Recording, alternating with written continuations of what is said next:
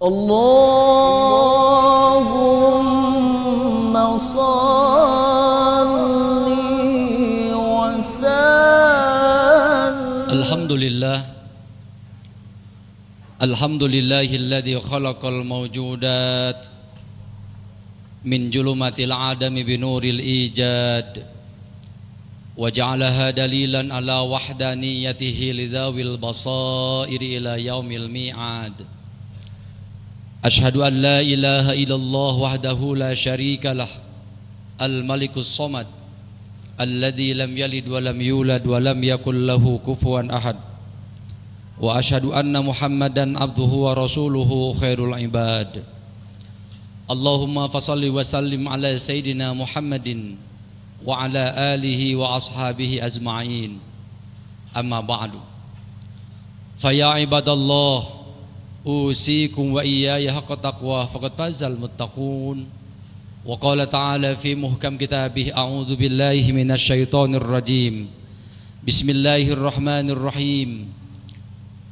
Ma kana Muhammadun aba ahadin mir rijalikum walakin rasulallahi wa khataman nabiyyin wa kana Allahu bikulli syai'in alima. Shadaqallahul azim. Hadirin ma'asyiral muslimin rahimakumullah. Beberapa hari setelah Rasulullah Muhammad sallallahu alaihi wasallam wafat, datang seorang suku Badu ke hadapan Abdullah bin Abi Quhafah dan mengatakan, "Wahai Abdullah, aku datang dari jauh. Tolong berikan kepada aku sebuah gambaran betapa hebatnya akhlak Rasulullah Muhammad sallallahu alaihi wasallam itu." Abu Bakar tidak mampu menceritakan betapa hebatnya akhlak Rasulullah, betapa mulianya akhlak Rasulullah. Abu Bakar menangis karena diingatkan seseorang yang paling dia sayangi, yang paling dia cintai, yang bernama Muhammad sallallahu alaihi wasallam. Maka dia kemudian mengunjukkan agar sang Badu datang kepada Umar yang terkenal dengan sajaahnya, yang terkenal dengan gagahnya. Maka kemudian dia mengatakan, "Wahai Badu, silakan datang kepada Umar bin Khattab, mertua Rasulullah dan juga salah seorang yang terkenal dengan gagahnya." Maka dia pun datang kepada Umar dan mengatakan hal yang sama, "Wahai Umar, aku telah datang kepada Abu Bakar. Tolong ceritakan bagaimana hebatnya akhlak Rasulullah itu." Umar pun tidak mampu memberikan gambaran betapa hebatnya akhlak Rasulullah. Dia pun menangis. Kemudian memberikan unjukan kepada Utsman bin Affan. "Wahai Badu, aku tidak bisa menceritakan betapa hebatnya akhlak Rasulullah sallallahu alaihi wasallam.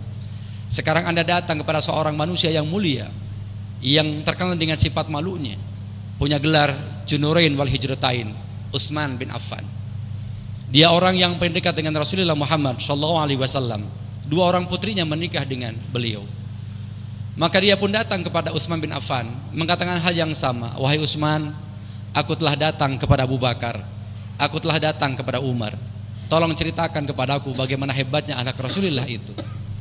Maka kemudian Utsman pun tidak mampu menggambarkan betapa hebatnya akhlak Rasulullah sallallahu alaihi wasallam.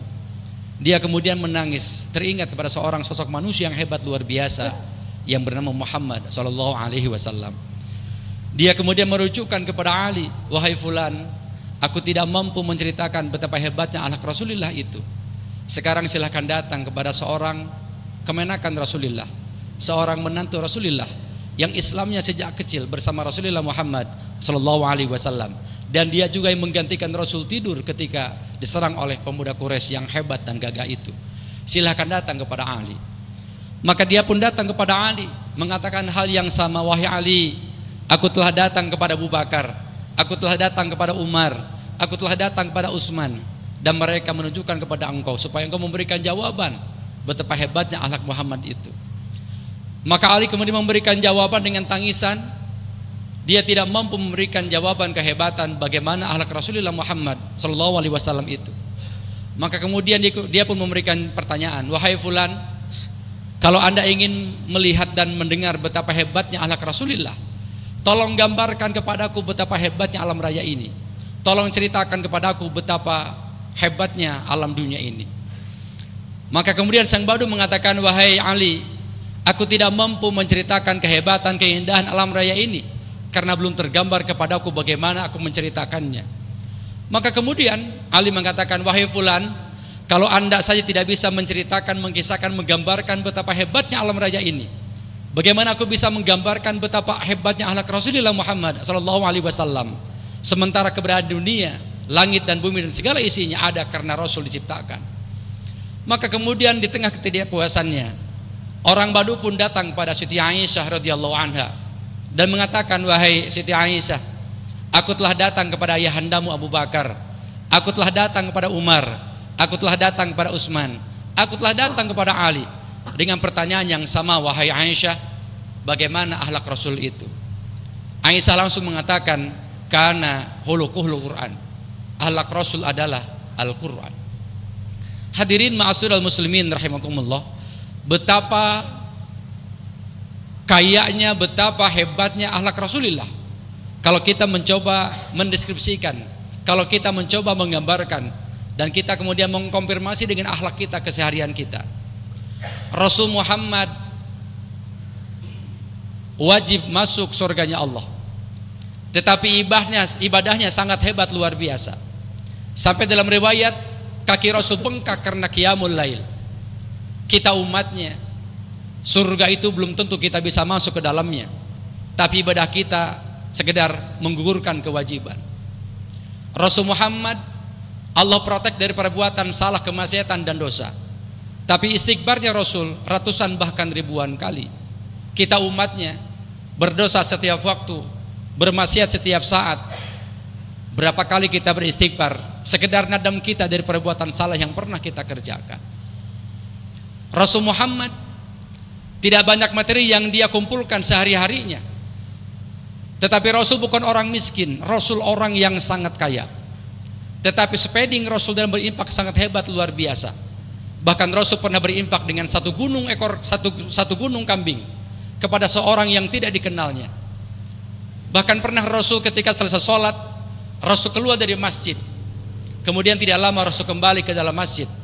Sahabat bertanya, ya Rasul, apakah Rasul punya hajat, punya keinginan yang kami tidak tahu sampai Rasul keluar dari masjid? Apakah Rasul punya najah? Apa Rasul punya keinginan yang kami tidak tahu? Apa kata Rasul? Kata Rasul, ya sahabatku, tadi aku teringat di kantung jubahku tersisa 2 logam dinar yang belum aku berikan pada orang yang hari ini membutuhkan. Ketika aku teringat, aku langsung masuk ke kamar dan mengambil 2 logam itu dan aku berikan pada orang yang kekurangan. Aku khawatir logam itu yang menjadi pemberat hisabku di yaumil qiyamah kelak. Rasul Muhammad bukan orang miskin, Rasul sangat kaya. Bahkan ketika menikah dengan Siti Khadijah, Rasul kalau kita konversikan mas kawinnya hampir 600 juta. Rasul bukan orang miskin, Rasul sangat kaya. Tetapi spending Rasulullah ketika berimpak sangat cepat, luar biasa. Rasul tidak pernah menyisakan uang dirham dinar dalam kantong baju yang dimilikinya sebelum dia kemudian membagi kepada orang yang membutuhkan pada hari itu.